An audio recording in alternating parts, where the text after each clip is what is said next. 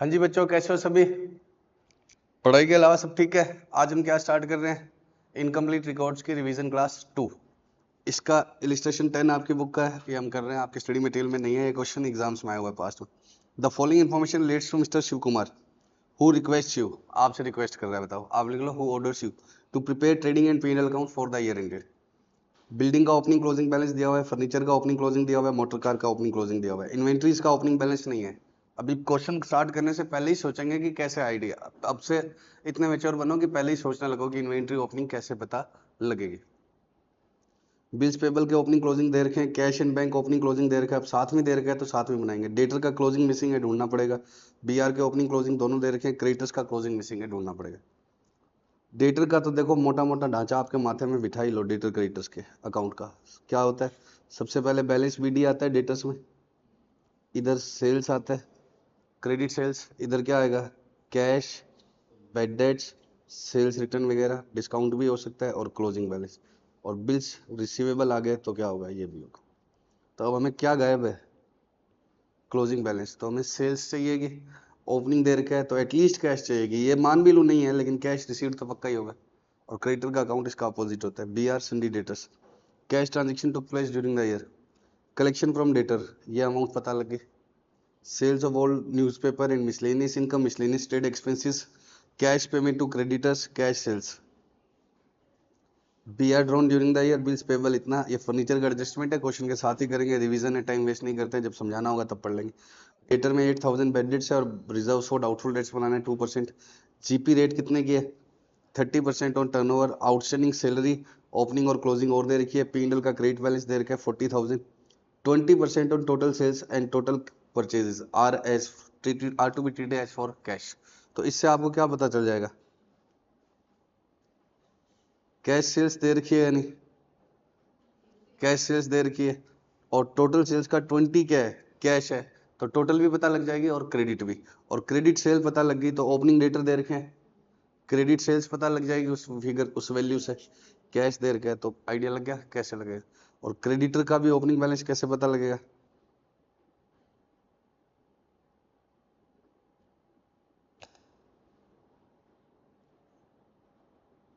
Opening तो दिया ही हुआ है। अब देखो, क्रेडिटर का भी ओपनिंग बैलेंस दिया हुआ है, क्लोजिंग बैलेंस मिसिंग है। तो ओपनिंग दे रखा है हमें, ये आ जाएगा इधर बैलेंस बीडी में। परचेजेस कैसे पता लगेगी? ये कैश परचेज है और पेमेंट टू क्रेडिटर अलग है। कैश परचेज है 48,000, पेमेंट टू क्रेडिटर्स। तो पेमेंट टू क्रेडिटर्स यहाँ आ जाएगी। कैश परचेज का क्या पता लग जाएगा? क्रेडिट परचेज, क्योंकि दोनों चीजें कितनी है? 20% तो इससे क्रेडिट परचेज पता लग जाएगा, तो क्लोजिंग बैलेंस चला जाएगा। पक्का? अब आप बताओ, इन्वेंट्रीज में भी ओपनिंग मिसिंग है। रफ आइडिया लगाओ कैसे पता लगेगा। क्वेश्चन करूंगा अभी सारा का सारा, लेकिन आइडिया लगाओ। ट्रेडिंग अकाउंट में क्या पता है आपको? क्लोजिंग स्टॉक बाय साइड में। सेल्स पता है आपको, टोटल की टोटल 20% और टोटल सेल्स। कैश है, कैश सेल्स पता है तो टोटल सेल्स पता है। तो क्रेडिट साइड में क्या पता है? ट्रेडिंग के सेल्स, सेल्स और क्लोजिंग स्टॉक पता है। जीपी भी पता है, परचेज भी पता है। तो ओपनिंग स्टॉक ट्रेडिंग के किससे आएगा? बैलेंस। अब पता लगने लग गया ना आइडिया लगा करके? पक्का? अब हम करना स्टार्ट करते हैं फटाफट से। एक बार इसको साफ कर दूं सारे को। चलो, ओपनिंग बैलेंस शीट बनानी है या नहीं बनानी है? अब है ना, वैसे तो हाथों हाथ लिखना बिल्डिंग का, पहले ओपनिंग में भी और क्लोजिंग में भी। लेकिन एक बार क्या है, पहले ओपनिंग में टिक कर देता हूँ सारे के सारे। क्या क्या चीज? Opening building, furniture, motor car, inventories, cash, debtor, PR. तो असेट साइड में इन्वेंट्रीज के अलावा सारी चीजें टिक कराता हूँ ओपनिंग बैलेंस शीट में, वर्किंग नोट में। बिल्डिंग दे रखा है, ओपनिंग फर्नीचर भी दे रखा है, कार भी दे रखी है। इन्वेंट्री नहीं पता है अपने को। सन्डी डेटर्स दे रखा है, बीआर और कैश। ठीक है। और इन सब के क्या बनाएंगे फिर? Maximum working note. Liability side में क्या क्या पता है इसमें से? बिल्स पेबल पता है और क्रेडिटर्स पता है। तो एक बार मेरी ओपनिंग बैलेंस शीट में मुझे क्या क्या और पता लग गया? बिल्स पेबल और क्रेडिटर्स। अभी मैं क्लोजिंग में नहीं लिख रहा, ये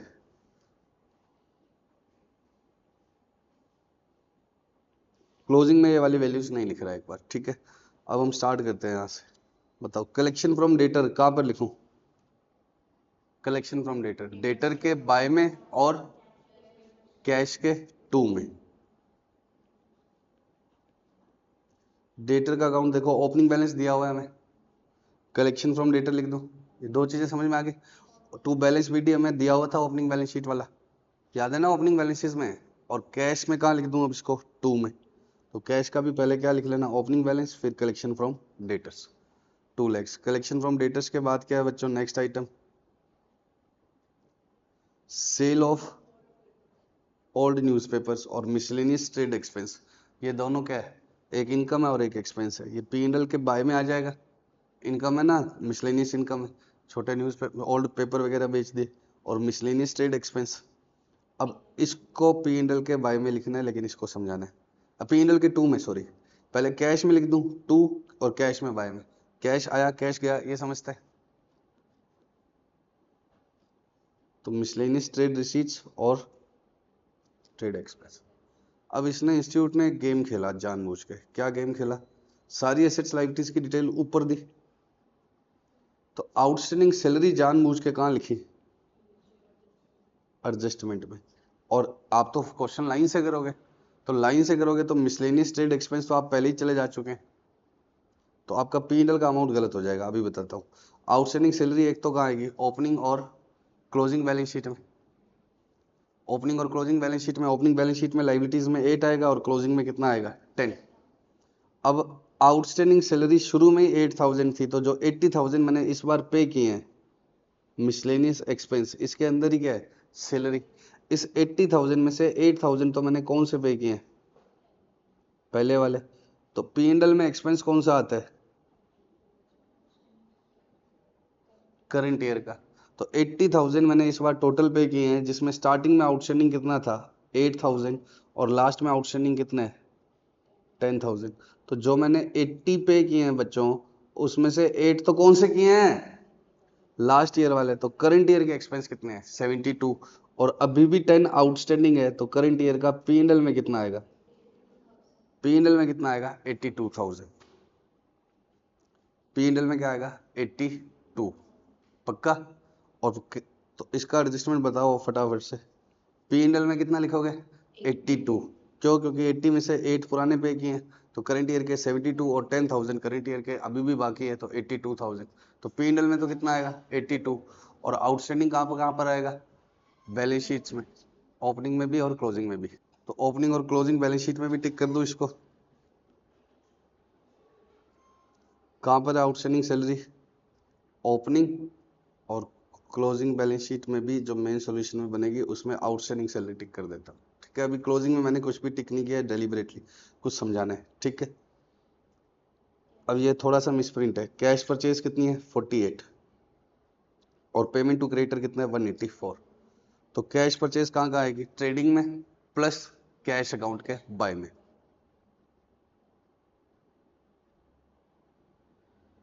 कैश अकाउंट कहाँ गया? कैश अकाउंट के बाय में आ गई परचेजेस। और कहाँ लिखना है? ट्रेडिंग के टू में।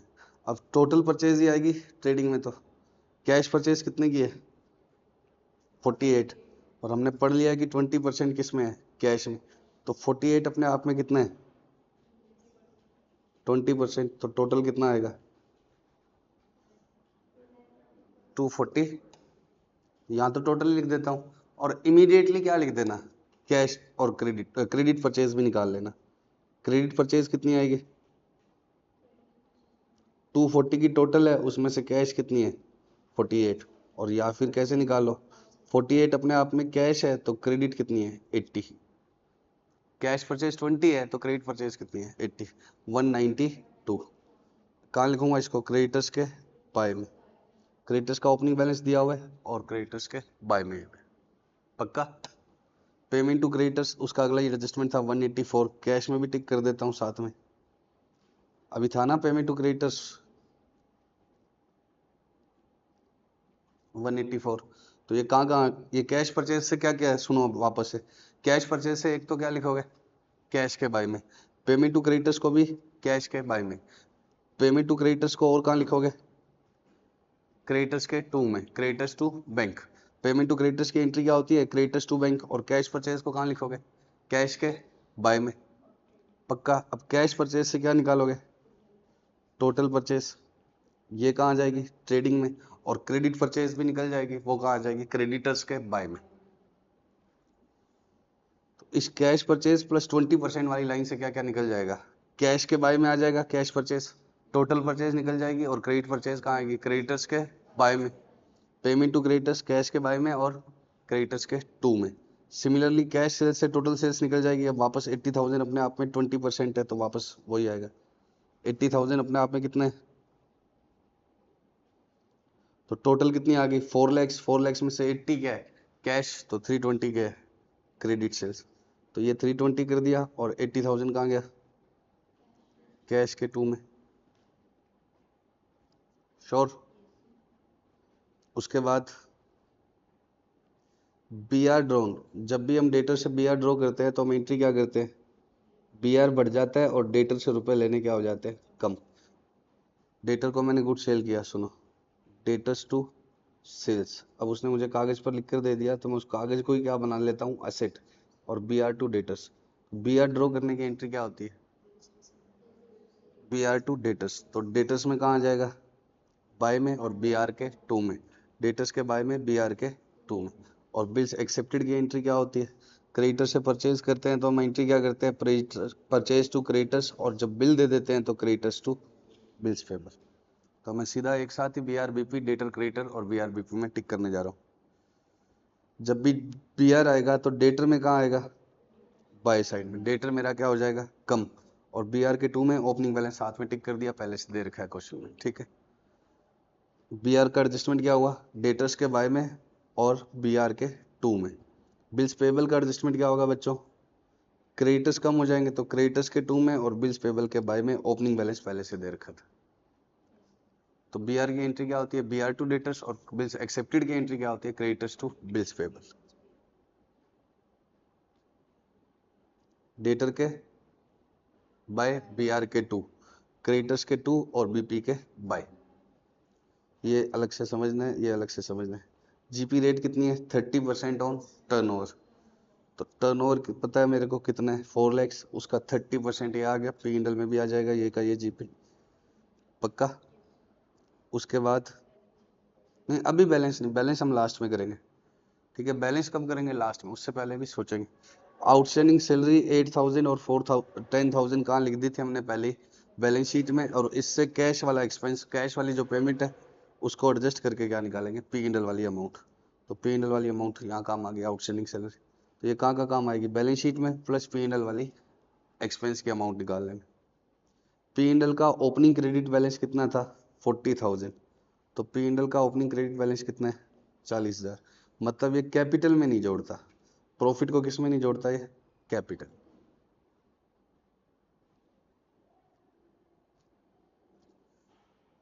Addition to furniture took place in the beginning of the year and there was no opening provision for doubtful debts. तो फर्नीचर कब खरीदा है? स्टार्टिंग में। तो फर्नीचर पर डैप लगाना है। अब हम कौन सा पॉइंट पढ़ने जा रहे हैं? सेकंड, मतलब सी का सेकंड पॉइंट। पहले एक बार ये कचरा साफ कर दो।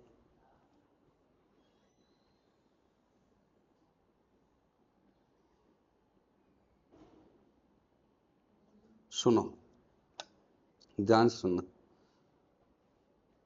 पहले बाकी क्या करते हैं? फर्नीचर को छोड़ के इसमें फर्नीचर का भी एडजस्टमेंट है। Dep is to be provided. Dep is to be का मतलब क्या है?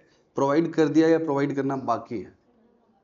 तो बिल्डिंग और फर्नीचर पर आपने डैप प्रोवाइड करने बाकी है। कितने कितने? 10%। और मोटर कार पर कितना बाकी है? 20। अब जो बिल्डिंग है ना, बिल्डिंग 320 की कितनी होगी? 360। तो 40,000 की परचेज की है, लेकिन ये 360 क्लोजिंग बैलेंस नहीं है। 360 क्या नहीं है? आफ्टर डैप नहीं है, डैप अभी तक नहीं लगा है। देखो, दो तरीके हो सकते हैं सोचने के, कि बिल्डिंग का ऐसा लग रहा है कि ये क्लोजिंग बैलेंस है, तो ओपनिंग कितना है? 320। और क्लोजिंग कितने है? कुछ खरीदी होगी तभी बढ़ा है बैलेंस तो। और डैप लगने के बाद 360 बचा हुआ है, ऐसा नहीं मानना है, क्योंकि क्वेश्चन कह रहा है dep is to be provided, मतलब डेप अभी तक लगाया हुआ नहीं है। इस टू बी वर्ड का मतलब क्या है कि डेप अभी तक काटा हुआ नहीं है। तो बिल्डिंग या फर्नीचर है 60 से 68 हुआ है, तो परचेज सेल एडजस्ट हो गए होंगे, लेकिन अभी तक डेप नहीं लगा। इसका सही से बिल्कुल तुम्हें कैसे समझ में आएगा, मोटर कार पूरे क्वेश्चन में ना परचेज का एडजस्टमेंट है ना सेल का है, लेकिन फिर भी 80 की 80 क्यों पड़ी हुई है, डेप तो अभी प्रोवाइड करना बाकी है। तो मोटर कार के ऊपर सिंपली क्या आएगा, डेप 20% डेप, लेकिन बिल्डिंग फर्नीचर लोन पे तो एडजस्टमेंट करना है, लेकिन 80 का 80 पड़ा है, इसी से इंडिकेट हो रहा है कि dep is to be provided है अभी। समझ गए क्या? तो these closing balance are not the closing balance to be reported in our balance sheet because they are still to be depreciated। अभी इनमें क्या नहीं लगा, डेप। तो पहले बिल्डिंग बताओ, 320 से 360 हो गई, तो बिल्डिंग का अकाउंट देखो फटाफट से। बना ही नहीं है मेरे को लगता है इसने, जरूरत तो नहीं है लेकिन बस ठीक है बना लेंगे हम सब। बिल्डिंग ओपनिंग कितने की है, क्लोजिंग, क्या मैं क्लोजिंग यहाँ लिख दूं, नहीं, क्लोजिंग बैलेंस मेरी बैलेंस शीट में तो डेप कट के आएगा, इसलिए मैं सिर्फ कैश निकाल रहा हूं, कितने की 40, और डेप कितना लगाऊं 10%, कितना 36, 320 पर भी और 40 पर, 320 पर भी और 40 पर भी। तो बिल्डिंग देखो कितने की होगी, 320 प्लस 40 360, क्लोजिंग बैलेंस शीट में 36 डेप कट के आगे। तो इसने यहाँ की यहाँ वर्किंग कर दी, अकाउंट नहीं बनाया। सर आप कैसे कह सकते हो कि 40,000 बिगिनिंग में, कुछ नहीं लिखा होगा तो मैं तो बिगिनिंग में ही मानूंगा, ठीक है बोलो। और इसमें तो ऐसे लिखा भी हुआ है कि फर्नीचर की सेल पर 6 मंथ्स का डेप लगाना और एडिशन टू बिल्डिंग पर पूरे साल का, तो 40,000 पर भी।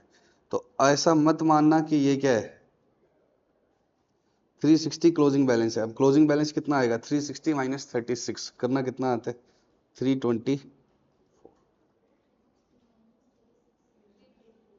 ये ओपनिंग बैलेंस शीट में ऑलरेडी टिक कर दिया। क्लोजिंग बैलेंस शीट में ये अमाउंट लिखनी है, ना कि 360 लिख देना है। 320 और 360 क्यों दिया है, 40,000 की परचेज ढूंढने के लिए। ये डेप कटने के बाद 360 नहीं बचेगा ना, तो क्लोजिंग बैलेंस शीट में 360 नहीं लिखना। ये 360 सिर्फ कहाँ काम आएगा, ये कैश ढूंढने में, क्योंकि dep is to be provided का मतलब अभी डेप नहीं काटा है। तो 360 is not my closing balance, 360 is closing balance before dep. तो 360 was used only to find out this 40,000। अब इतना करने के बाद भी बच्चे कुछ ना कुछ क्या भूल जाते हैं, या तो कैश में लिखना भूल जाएंगे या डेप या बैलेंस शीट में लिखना। तो सारा लिखो फटाफट से। कैश में कितना लिख दूं, 40,000 बाय में, 40,000 आ गया बाय में, ये हो गया। उसके बाद में बिल्डिंग का इसने अकाउंट बनाया ही नहीं है, लेकिन बिल्डिंग 324 समझ में आ गई, और डेप ऑन बिल्डिंग कितना आ गया 36,000। उसके बाद क्या है, इसी एडजस्टमेंट के लिए रिवाइज करवा रहा हूँ मैं तो। उसके बाद में मोटर कार सीधा सीधा है 20%, तो ओपनिंग मोटर कार कितने का है 80, क्लोजिंग कितना आ जाएगा 20% कम करके। मोटर कार पर डेप कितना आ गया 80 का 20% 16,000, कहा गया 64, और ओपनिंग मोटर कार मैंने ऑलरेडी टिक कर दी है। मोटर कार के बाद क्या है, अब थर्ड एसेट क्या है, फर्नीचर। ध्यान से समझना, 60 से 68, ध्यान समझना, 60 से क्या है 68, और इसके अलावा क्या लिखा हुआ है, some item of old furniture whose written down value, कब 31 मार्च 24, जो कि ओपनिंग है, was sold in the middle of the year. 30 सितंबर को मिडल में बेचा है, शुरू में कितने का था 20, मिडल में कितने का बेचा है 8,000। तो बताओ ओपनिंग बैलेंस कितना दिया हुआ है,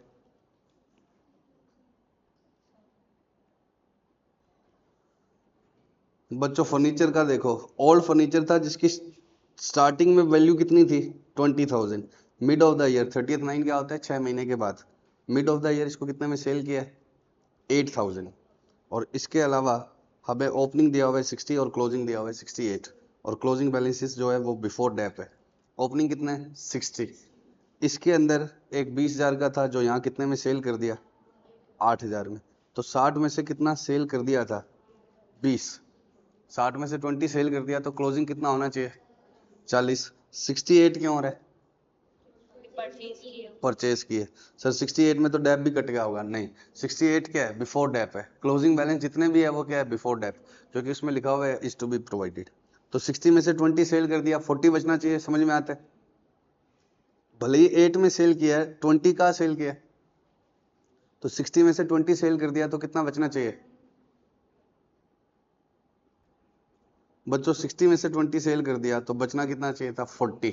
40 का 68 क्यों हुआ? 28 क्या किया है? परचेज। फर्नीचर का अकाउंट देखो, 28 कहां से आया? परचेज किया। ठीक है, अब जो 20 सेल किया वो मिडल में किया, तो पहले उसके ऊपर 6 मंथ्स का क्या लगेगा? डेप। रेट कितनी दे रखी है? 10%। तो ये डेप किसका है? 20,000 का। तो अब उसकी वैल्यू कितनी रहेगी? 19। सेल कितने में किया है? 8 में। तो लॉस कितने का गया? 11,000। कैश अकाउंट डेबिट कितने का? 8। बट फर्नीचर की बुक वैल्यू कितनी थी? 90। कैश में आया 8, फर्नीचर कितने का गया? 19,000। और लॉस कितने का आ गया? 11,000। तो बताओ फर्नीचर में क्या आएगा? बाय बैंक,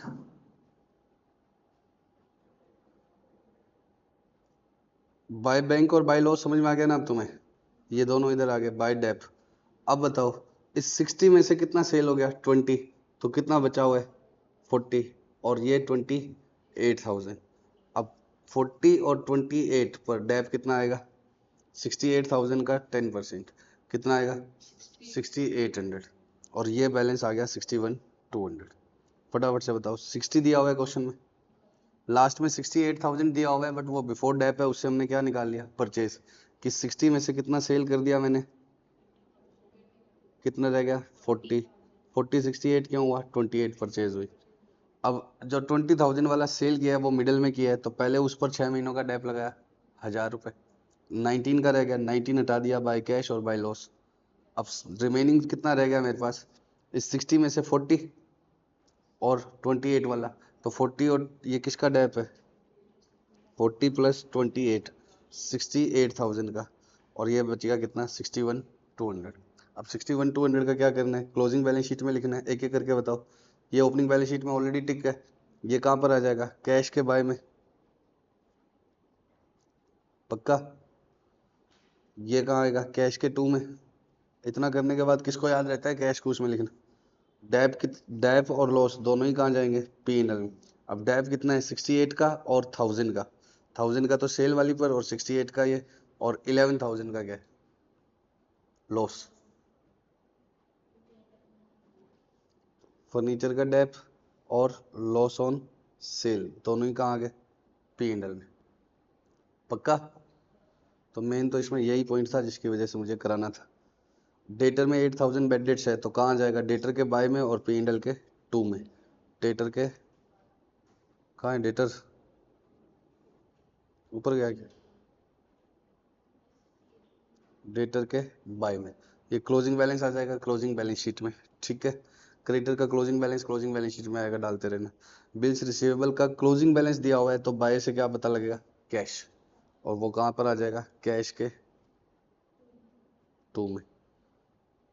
और फर्नीचर जो 28 का खरीदा था वो भी यहाँ आएगा। ये बैलेंसिंग फिगर मान रहा है, जरूरत नहीं है इसकी।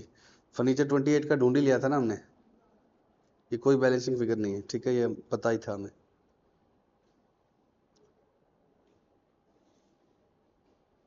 अब बताओ डेटर के ऊपर कितना प्रोविजन बनाना है? 2%। तो डेटर के ऊपर 2% प्रोविजन बनाना है, तो क्या होगा? ये डेटर के बाय में नहीं आएगा। डेटर पर प्रोविजन बनाने की एंट्री क्या होती है? P and L two provision. तो इसके डेटर के बाय में नहीं आएगा, बस डेटर का पहले क्या ढूंढ लिया आपने? क्लोजिंग बैलेंस ढूंढ लिया क्या? डेटर का जो आपका क्या आया?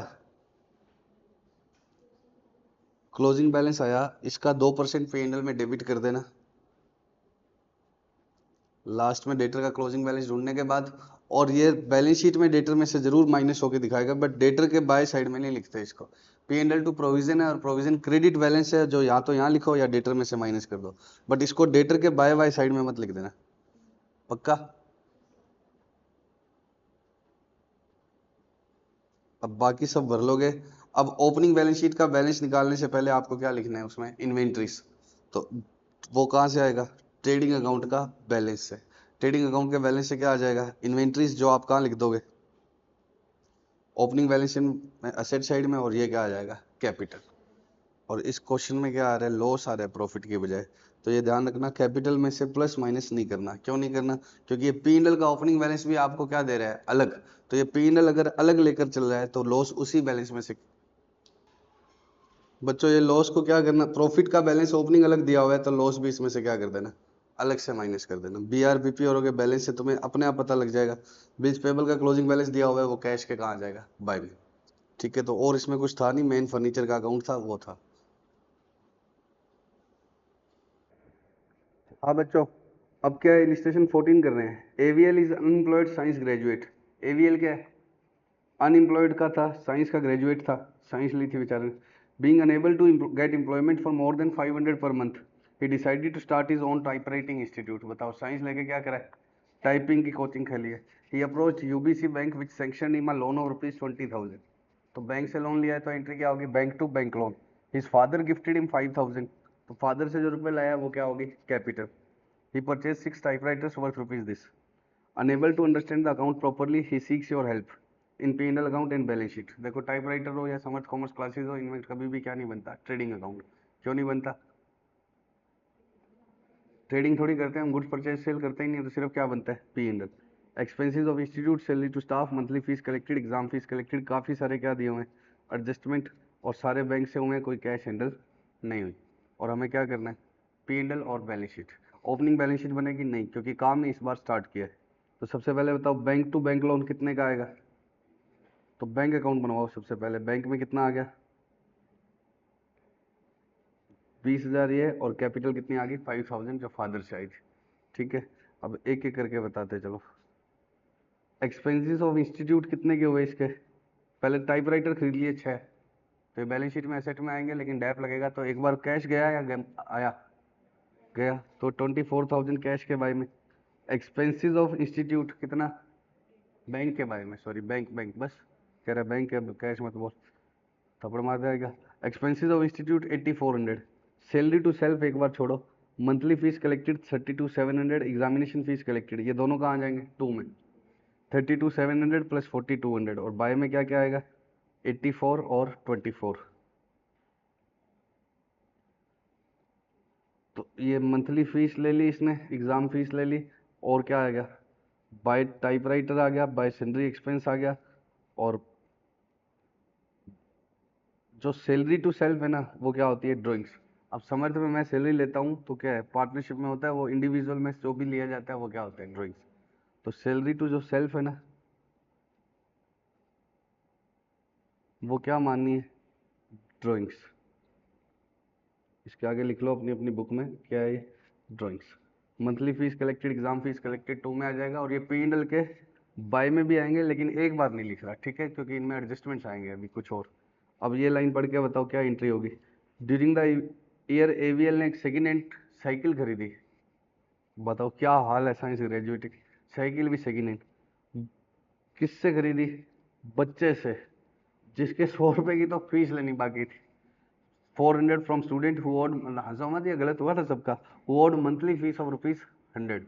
तो बच्चे से 100 रुपये लेने थे, उसके बेचारे की साइकिल रख ली, और बचा हुआ पैसा उसको क्या दे दिया, पे कर दिया। साइकिल ऑफिस के लिए यूज की होती है, मतलब बिजनेस की एसेट है साइकिल। साइकिल अकाउंट डेबिट कितने का, 400। फीस कितने का, 100। और टू बैंक कितने का, 300। फीस के लेने थे 100 रुपये, ठीक है। तो बैंक से कितना जाएगा बताओ, 300 जाएगा। बैलेंस शीट में साइकिल एसेट साइड में आ जाएगी। ये 24,000 और 400 समझ में आ रहा है, डैप आएंगे तब आ जाएंगे। 24,000 के टाइपराइटर थे। फीस में कितना ऐड हो जाएगा, 100। मंथली फीस कलेक्टेड कितनी थी, 32,700। प्लस फीस कितने की और आगे, 100। तो बाकी तो मुझे नहीं पता, लेकिन कितना पता लग रहा है, 32,700 प्लस 100। ये भी तो थी कैश में आई फीस, खाली साइकिल ही थोड़ी ली है फीस में। उसके बाद में इस पॉइंट को एक बार छोड़ रहा हूँ, सेकंड को। एवीएल ने 600 रुपये किसके लिए लिए? पर्सनल एक्सपेंस के लिए, सैलरी के अलावा। तो 600 रुपये की कैश क्या हो जाएगी? क्या चीज़? पर मंथ था, पता है मेरे को। तो 600 इंटू 12, 7200 समझ में आ रहा है? बैंक से कम हो गया, और कैपिटल में से क्या हो जाएगा? कम। कैपिटल कितनी लगाई थी इसने? 5000। 14800 की ड्राइंग्स कौन सी है, बाद में देखेंगे, ठीक है। एक बार 600 इंटू 12 समझ में आता है, और सैलरी टू सेल्फ ली थी वो समझ में आता है, ठीक है। उसके बाद में एवीएल इंस्टीट्यूट कहाँ से चला रहा है? घर से।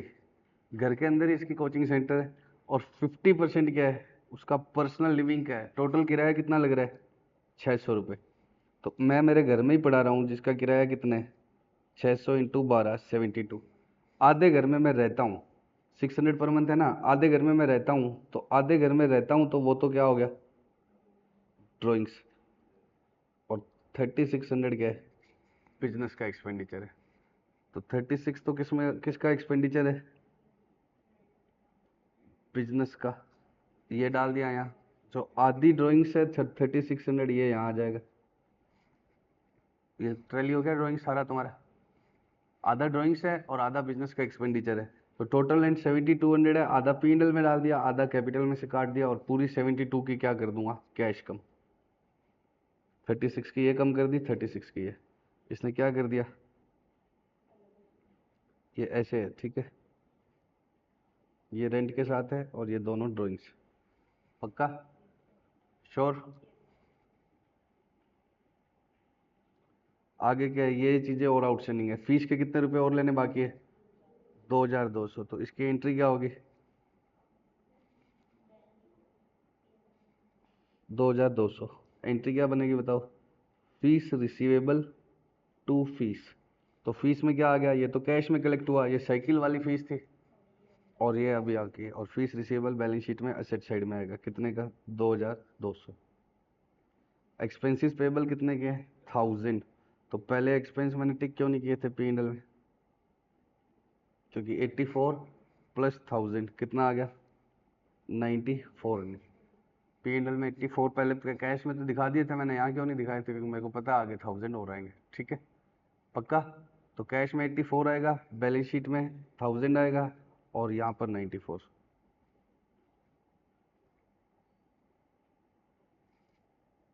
पक्का? इन्वेंट्री बच गई इसके पास 200 रुपये की। अब मान लो हमने इधर क्या खरीदा? स्टेशनरी की आइटम खरीदी, मार्कर, पेन, पेंसिल, रसीद बुक, ये सब। तो हमने जितना भी खर्चा किया उसको हमने पहले क्या मान लिया? एक्सपेंस मान लिया। मान लो कृष्णा मैम बहुत सारी चीज़ें खरीद कर लाई, और उसकी एंट्री हमने क्या डाल दी? Expense to cash. अब साल के एंड में हमारे पास 25 रुपये का सामान बचा हुआ है, तो वो इस बार का एक्सपेंस है, नेक्स्ट ईयर का। तो हमने तो वो सारा ही किस में डाल रखा है? एक्सपेंस में। तो जो वो बच गया वो एक्सपेंस क्या करना पड़ेगा? रिवर्स।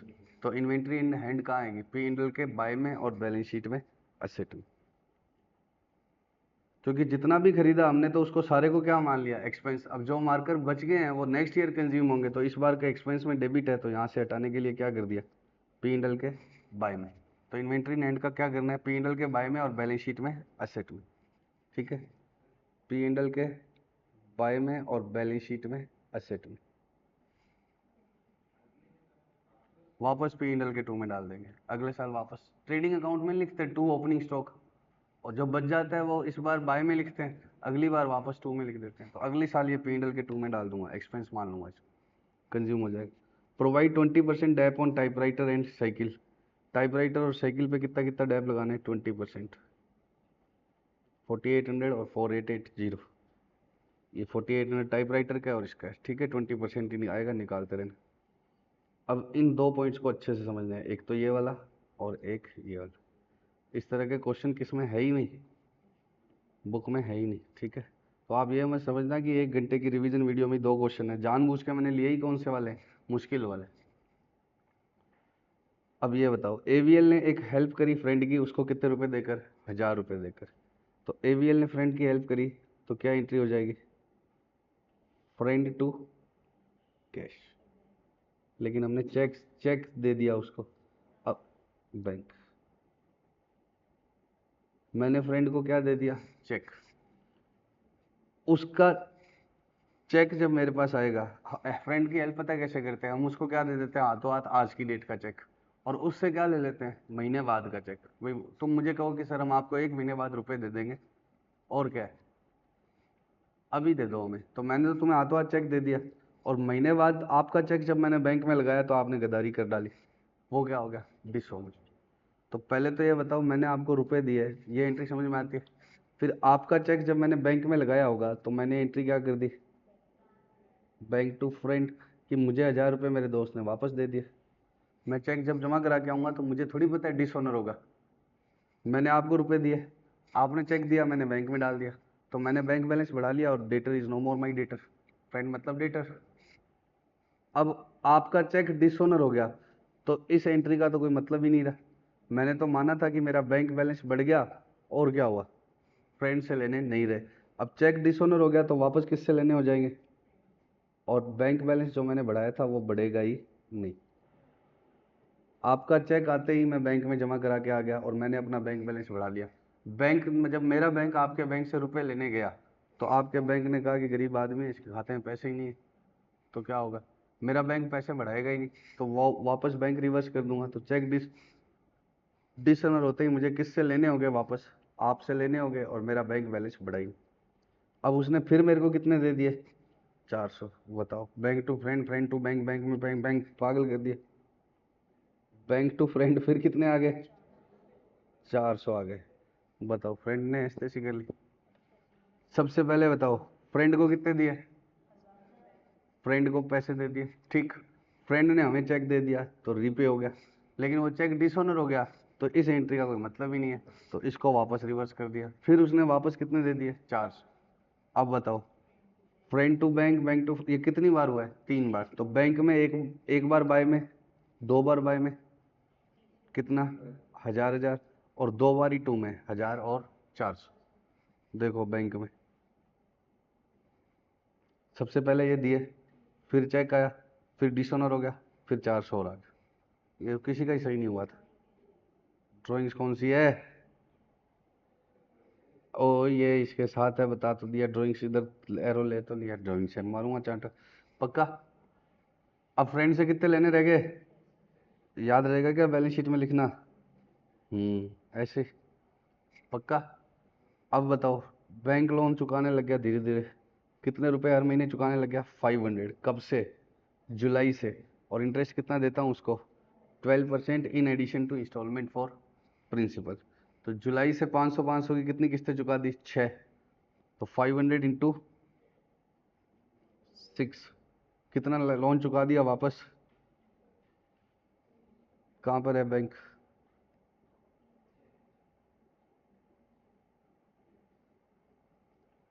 3000 का क्या दे दिया? लोन। तो लोन जो बैलेंस शीट में कितना लिखना चाहिए था मुझे? 20,000 का था ना, याद करो शुरू में लोन। उसमें से 3 का रीपे कर दिया, तो क्लोजिंग बैलेंस शीट में कितना आएगा? 17। अब इंटरेस्ट देखो ध्यान से।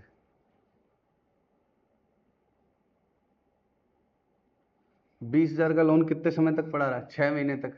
जुलाई से स्टार्ट किया है ना, तो 6 महीनों का इंटरेस्ट कितना आया? 20,000 का 12% into 6 month, 20,000 into 12% into 6 months.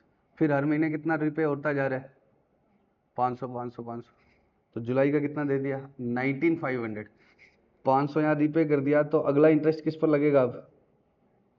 19,500 पर। फिर अगले महीने फिर 500 पे कर दूंगा तो किस पर लगेगा?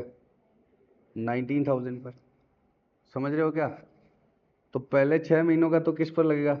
फ्लैट 20,000 हर महीने, जैन का, फेब का, मार्च का, तो उसको एक साथ कर लिया। अब 19,500 का 12% फॉर 1 मंथ। हाँ, 19,500 का 1% ले लो भली, साल का 12% है तो महीने का एक। तो ये 19,500 का 12% फॉर 1 मंथ, जुलाई अगस्त सितंबर अक्टूबर नवंबर दिसंबर। तो ये टोटल इंटरेस्ट कितना पे किया है? 2295। तो ये कहाँ पर आएगा?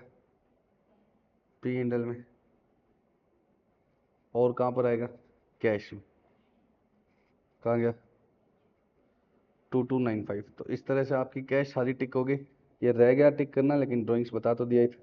तो कैश का क्लोजिंग बैलेंस कहाँ आ जाएगा? बैलेंस शीट में असेट साइड।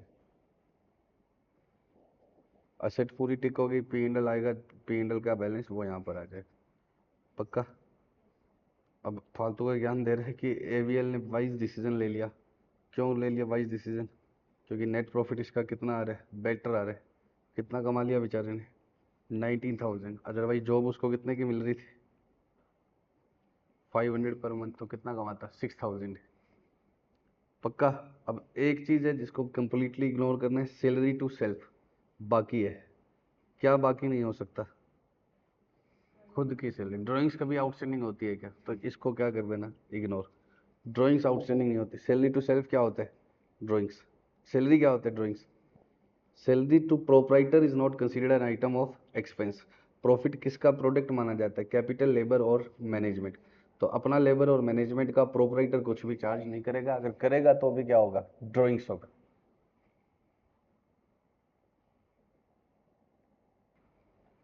हाँ बच्चों, हम क्या स्टार्ट कर रहे हैं? इलिस्ट्रेशन 16। ठीक है, ए पार्ट नहीं कर रहे हम, सिर्फ कौन सा कर रहे हैं? B. Following is the balance sheet of retail business of Shri Srinivas. Thank god. जब भी ओपनिंग बैलेंस शीट दे दे तो क्यों थैंक गॉड? आधा काम हो गया। ओपनिंग बैलेंस शीट नहीं बनानी। इसको ध्यान से पढ़ो। और लाइबिलिटी साइड में रेंट आ रहा है, इसका मतलब क्या है? पेमेंट वाले टाइम क्या करना, ध्यान रखना कि कैश पेमेंट अलग होगी और पी&एल के एक्सपेंस अलग होंगे। क्यों भी स्टार्टिंग में, अगर कभी भी स्टार्टिंग में आउटस्टैंडिंग या प्रीपेड दे दे तो क्या कर देना, सावधान हो जाना। क्यों? क्योंकि कैश में अलग अमाउंट आएगी और पी&एल की अमाउंट अलग होगी। कैश बैंक अलग दे रखा है तो अलग करेंगे। श्री श्रीनिवास प्रॉफिट किस पर करता है? 20% of sale. Opening debtor, opening creditor सब है मेरे पास, तो अब माइंड में सोचना कि किससे क्या आएगा। गुड्स कैश क्रेडिट दोनों में बेचते हैं। क्रेडिट कस्टमर्स केवल चेक देते हैं। Payment to for purchases are always made by cheque. Shri Srinivas bank में भेज देता है। Collection of the week after paying, याद है लास्ट क्लास में किया था। आफ्टर पेइंग का मतलब क्या होगा? आफ्टर पेइंग का मतलब ये कैश में पे करने के बाद। ये तीनों चीज़ें किस में पे होगी? कैश में। पासबुक का, पासबुक के बारे में दे रखा है, तो ये सारे ट्रांजेक्शन किससे होंगे? बैंक से। On the evening of 31 March cashier absconded. Absconded मतलब भाग गया। With the available cash in the cash book. उस साल में कोई, उस मंथ में कोई भी डिपॉजिट नहीं हुआ। तो आपको स्टेटमेंट बनाना है कितनी कैश चोरी होगी, और एक पी&एल बनाना है और एक बैलेंस शीट बनानी है। एक ही बनेगी, दो बना नहीं सकते। क्यों नहीं बना सकते? एक तो दे ही और अब पी&एल। पी&एल बनाना है तो भी क्या बनाना ही पड़ेगा? ट्रेडिंग। पक्का? बिना ट्रेडिंग के क्या नहीं बनता? पी&एल। अब फटाफट से पहले रफ दिमाग लगाओ। डेटर का ओपनिंग पता है या नहीं? क्लोजिंग का है, ये रहा। डेटर का ओपनिंग दे दिया, क्लोजिंग दे दिया। अब या तो सेल्स बता दे या कलेक्शन बता दे। इसने क्या दे रखा है? Amount deposited into bank include 30,000 received from debtors. तो डेटर से कितने रुपए आए हैं? बता दिया। डेटर से कितने रुपए आए हैं? बता दिया। तो क्या गायब हो गया? सेल्स। क्या गायब हो गया? सेल्स। क्रेडिटर क्लोजिंग भी दे दिया, ओपनिंग भी दे दिया, और पेमेंट टू क्रेडिटर कहाँ है? ये रहा। तो इससे क्या पता लग जाएगा? परचेजेस। इससे क्या पता लग जाएगा? परचेजेस। ओपनिंग और क्लोजिंग स्टॉक पता है, ठीक है। परचेज सेल पता है, तो ट्रेडिंग से इस बार जीपी ही आएगा बैलेंस। फिर जीपी रेट नहीं देगा, ट्रेडिंग से क्या आएगा? जीपी। समझते हो क्या? ऐसे ऐसे ही समझना पड़ेगा। पहले दिमाग लगाया करो क्वेश्चन को देखते ही। फटाफट से बताओ अब। जीपी तो दे दिया, दिमाग तो फेल हो गया। क्या? क्या चीज? देखते हैं। जीपी तो दिया है इस बार, दिमाग तो फेल हो गया ना जो हमने लगाया है। तुम कह रहे हो कि ओपनिंग और क्लोजिंग डेटर और क्रेडिटर दोनों पता है अपने को, दोनों पता है। अमाउंट रिसीव्ड फ्रॉम क्या पता है? डेटर। पेमेंट टू क्रेडिटर भी पता है। तो ऐसे लग रहा है कि डेटर क्रेडिटर से तो क्या आएगी? परचेजेस और सेल्स। तो अब डेटर से जो सेल आएगी ना, वो सिर्फ क्रेडिट सेल आएगी। और क्वेश्चन ने क्या बोल रखा है? कैश सेल्स भी है, कैश सेल्स भी है। इसलिए टोटल सेल्स हमें पता नहीं है। तो ट्रेडिंग के अकाउंट से तो जीपी आएगा। टोटल परचेज पता है, ऐसे नहीं बोला हुआ कि क्रेडिट परचेज भी है, सिर्फ क्या है? क्रेडिट सेल्स है। तो टोटल परचेज पता है। और क्या पता है? Opening closing stock. Trading account अगर मैं सोचूं तो ओपनिंग स्टॉक पता है, क्लोजिंग स्टॉक पता है, परचेज टोटल पता है, जीपी और सेल्स निकाल लेंगे हम, ठीक है। कैश सेल्स निकाल लेंगे, लेकिन अगर जीपी देखो, ये ओपनिंग स्टॉक, ये परचेज और ये क्लोजिंग स्टॉक, ये पता लग गया तो क्या पता लग गया, सीओजीएस और जीपी रेट से क्या आ जाएगी, सेल्स और वगैरह आ जाएगी। ठीक है, करते हैं स्टार्ट, कोई बात नहीं, करते हैं स्टार्ट। यहाँ तक कोई ट्रांजेक्शन ही नहीं हुआ है, ठीक है, यहाँ से ट्रांजेक्शन स्टार्ट है। एवरी वीक क्या पे करता है, 300 टू क्लर्क, एक्सपेंस 50, और ये अब बच्चे देखना ही भूल गए, एवरी वीक और 13 वीक्स का डेटा है। ईमानदारी से बता देना, तुम्हारे सामने क्वेश्चन पड़ा है, कहाँ याद है तुम्हें। दिसंबर 20 से स्टार्ट हुआ है और एंड कब करवा रहे हैं, सिर्फ मार्च 31। 3 महीनों का ही डेटा है। अब 3 महीने में, एक महीने में कितने वीक होते हैं, 4, और 2-2 दिन एक्स्ट्रा, तो ऐसे करके खुद कह रहा है कि 3 महीने में 13 वीक्स है। कितने वीक्स है, 13 वीक है। तो 300 इंटू 13, 500 इंटू 13 और 100 इंटू 13 कैश के बाय में आ जाएगा, और ओपनिंग कैश और टिक कर दूंगा। ये कैश में है ना, आफ्टर पेइंग, इनको पे करने के बाद बैंक में भेजता है, तो ये तीनों तो किस में है, कैश में। तो ओपनिंग कैश कितने की है, 14,500।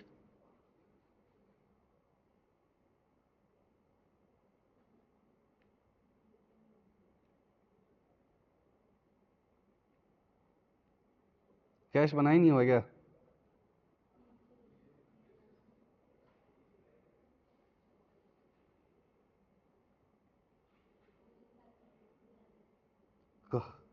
बनाते हैं अपने। ओपनिंग कैश कितने की है, जल्दी बताओ। 14 पर बनाया होगा यार, ऐसा हो नहीं सकता। बैंक अलग है, कैश अलग है। और बताना एक्सपेंस कौन से थे, ये रहा नालायक। ओपनिंग बैलेंस और थी कितनी, 2000, नालायक कौन बोला है उल्टी अमाउंट। 14,500 गलत टिक कर दिया, था ही कितना, 2000। तीनों बताओ फटाफट से।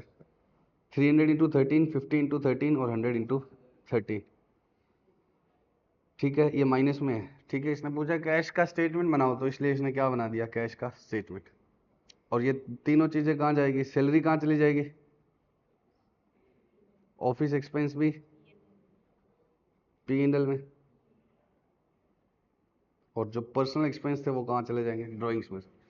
एक पर्सनल है ना इसमें। अब आगे बताओ, पेमेंट टू क्रेडिटर्स, क्रेडिटर्स के टू में और बैंक के बाय में। बैंक का ओपनिंग बैलेंस कितना था, जो हम कैश का मान के बैठे थे, 14,500। पेमेंट टू क्रेडिटर्स, और क्रेडिटर्स के कहाँ आ जाएगा, टू में, टू बैंक, और ये बाय बैलेंस भी पता लग गया।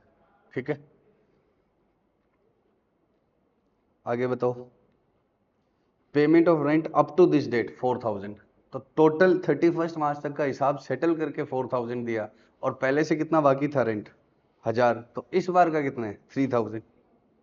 4,000 में से 1,000 तो पुराना पे किया, तो P&L में तो आएगा 3,000, और बैंक में कितना आ जाएगा, 4,000। उसके बाद अमाउंट डिपॉजिटेड इनटू बैंक 125, इसमें से 30,000 डेटर के हैं, तो एंट्री क्या बनेगी, बैंक टू डेटर्स कितना, 30,000, और बाकी कौन से है, कैश, तो बैंक टू कैश कितना आएगा, 95। 125 में से कितना माइनस कर दिया, 30। तो बैंक में तो दोनों ही टू में ही आएंगे इन एनी केस। बैंक में तो बढ़ी गए 30 और 95। अब डेटर से जो है वो डेटर के कहाँ आ जाएंगे, बाय में। डेटर का ओपनिंग टिक कर दूं, दिया हुआ ओपनिंग बैलेंस शीट में, पक्का। और कहाँ लिखूं, डेटर में लिख दिया। कैश में क्या हो जाएगा, कम, कैश में से माइनस दिखाओ 95।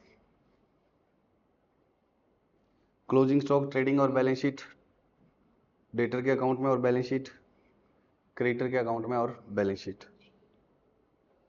ओपनिंग और क्लोजिंग स्टॉक टिक हो चुके हैं मैं।